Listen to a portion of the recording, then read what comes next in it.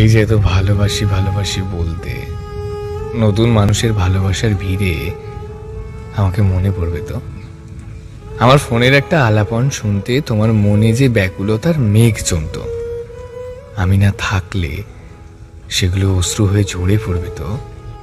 ধরো কয়েক বছর পর আবার দেখা হলো দুজনের, নতুন মানুষটাকে পেয়ে হয়তো ভুলবে আমায়, কিন্তু আমায় দেখে সেই পুরনো দিনগুলো মনের কোণে চাপা পড়ে থাকবে তো। একটি বারের জন্য তোমার ওই ব্যাকুলতা কি আমায় প্রশ্ন করবে না আমি ঠিক কতটা আর কেমন আছি? আজ প্রিয় থেকে প্রাক্তন হতে চলেছ, কিন্তু চাইলেই কি সেটা হতে পারে?